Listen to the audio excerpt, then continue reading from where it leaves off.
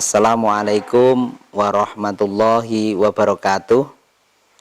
Pemirsa YouTube yang berbahagia dimanapun Anda berada, berjumpa kembali dengan saya Alif Humaid di acara Ingin Tahu bersama narasumber kita Abah Ma'ruf Islamuddin.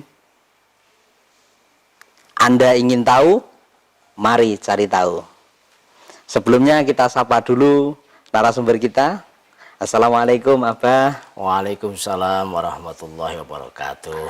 Bertemu kembali Abah. Ya. Gimana kabarnya? Alhamdulillah tetap baik, sehat Mas Alif. Alhamdulillah.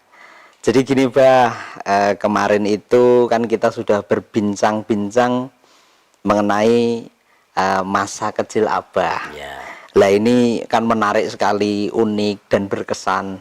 Nah ini saya masih ingin tahu, pemirsa juga masih ingin tahu tentang masa kecil Abah waktu itu. Jadi kemarin Abah mengisahkan tentang kegiatan keagamaan di desa. Ya.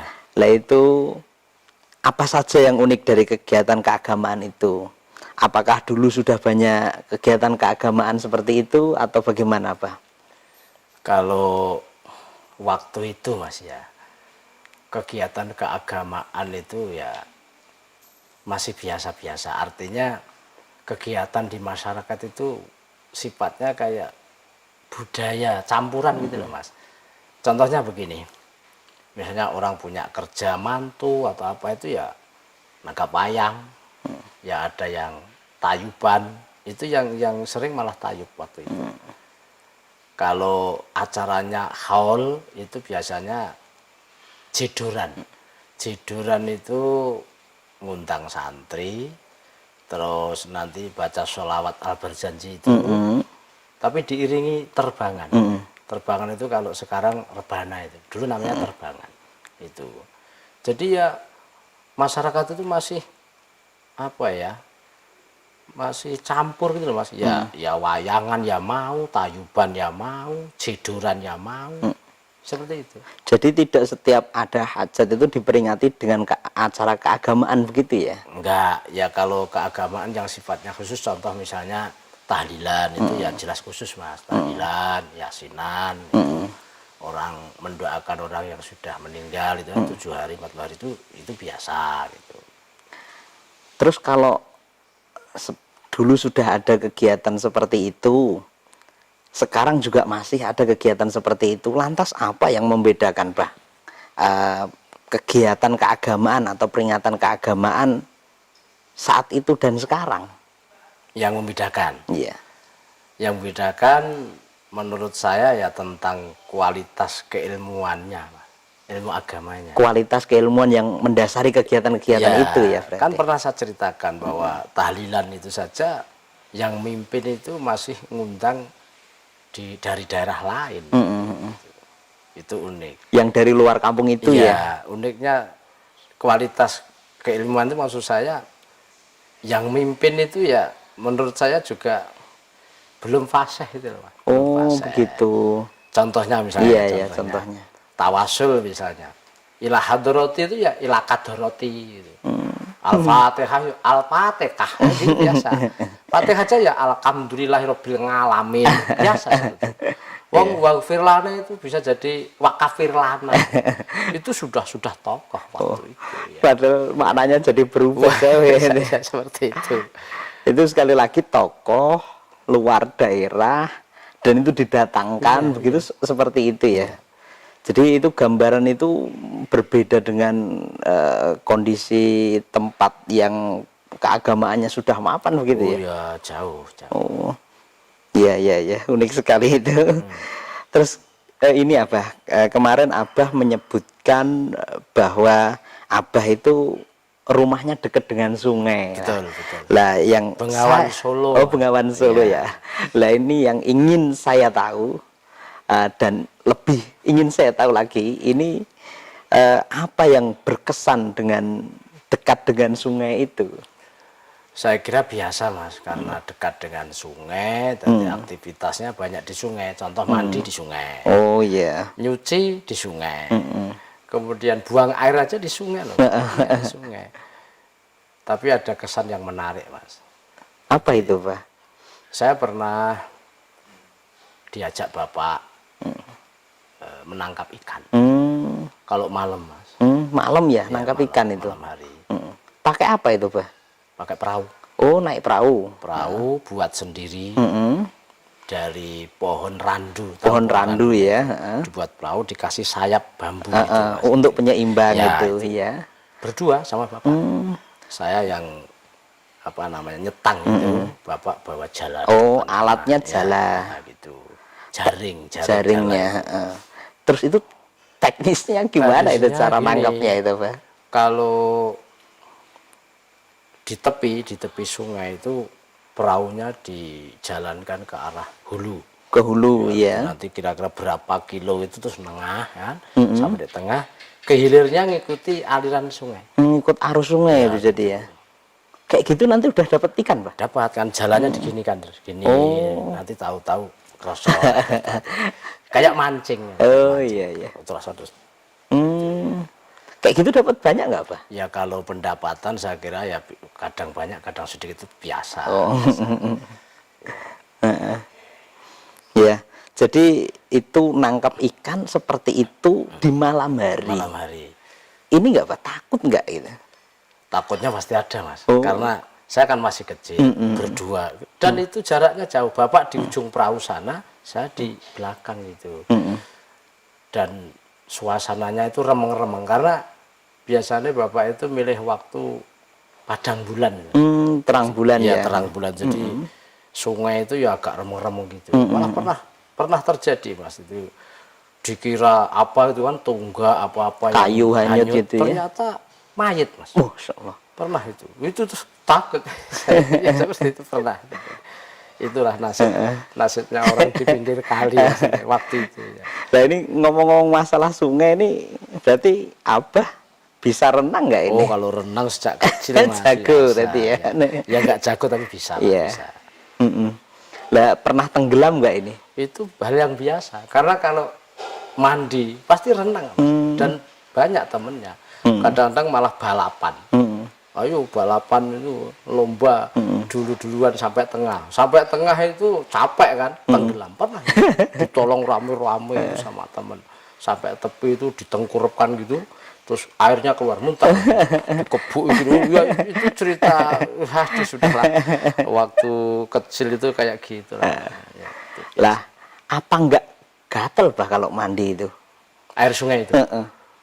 Alhamdulillah tidak, karena waktu itu kan airnya masih bisa dikatakan steril, artinya belum kena apa namanya, Belum banyak limbah gitu ya? Belum. Jadi, dan biasa teman tiap hari ke sungai, mandi di sungai, kemudian nyuci di sungai. Saya kira sudah membiasa lah, Aktivitas tuh ya, banyak di sungai gitu ya. ya, jadi nggak apa-apa, alhamdulillah aman. Unik ini tentang sungai ini. Nah, ada lagi yang menurut saya unik ini Bah, tentang Abah kemarin tuh cerita tentang ladang ini. Abah ke ladang. Ini Abah suka ke ladang itu? Dikatakan suka nggak suka karena kondisi kan bapak kan petani. Petani ya punya ladang, sebagai anak membantu kan wajar. Jadi pulang sekolah kadang ya mengembala kambing, kalau sore kadang ke ladang itu biasa, saya kira membantu orang tua. Lah itu ladang milik orang tua itu jadi ya? Orang tua. Terus ditanami apa aja itu Pak? Tanamannya biasanya sayur-sayuran, ya, ada contohnya bayam, ada kacang panjang, ada terong gitu. Nyirami Mas. Oh Kan di iya. tepi sungai kecil gitu kan, nyirami gitu. Kadang sampai ikut ngunduh juga. Iya.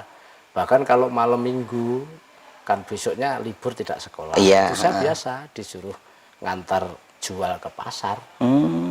Sama ibu biasanya. Ibu itu gendong gitu, sayurannya digendong, saya mikul. Ya, jalan kaki. Jalan kaki itu. Ya, dari kampung sampai pasar Sragen ini ya kurang Jaraknya lebih berapa? itu? Hampir 8 kilo, bahkan 10 kilo itu. Waktu itu biasa Mas jalan segitu ya. Seneng karena seneng. Iya ya, ladang ya Bah itu. Ya. Kalau sawah bahkan kalau Abah pernah cerita desa itu kan ya ada sawah juga kan ya. Lah Ya, kalau di sawah Abah pernah nggak ini? Ya namanya petani, alhamdulillah Bapak juga punya sawah, Mas. Punya sawah. Biasa, saya di sawah juga biasa.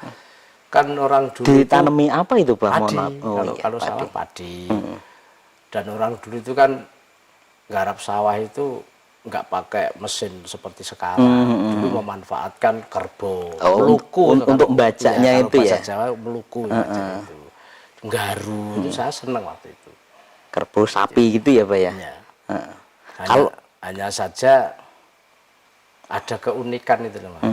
Apa itu keunikannya Bah? Saya itu heran sendiri kok kalau ke sungai nggak apa-apa, ke ladang nggak apa-apa, tapi kalau ke sawah entah ikut Daud, ikut matun apa itu pasti gatal. Gatel ya? Kaki saya itu terus gatal, dua-duanya. Gitu ya? Iya, itu Ke yang sungai tidak gatel, ya, ke ladang nggak gatel, Iya. tapi kalau ke sawah gatel ya? gatal. Oh. Terus sisi menariknya apa itu? Sisi uniknya di mana itu gatel? Ya gatel apa ya alergi biasa gitu kan Pak? Ya zaman dulu kan belum secanggih sekarang.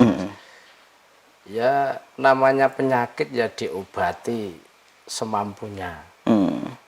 Bahkan obatnya itu kadang-kadang ya tradisional. Pernah gatel itu diobati dengan ditempeli daun tembakau itu nggak sembuh. Pernah juga pakai lirang itu nggak sembuh. Pernah direndam di air kemudian dikasih garam sedikit dan daun sirih nggak sembuh. Belum sembuh juga. Belum sembuh. Tapi itu kan tradisional Pak. Ya, Kalau yang pengobatan yang sudah modern begitu? ya pernah berobatnya ya ke kota Mas.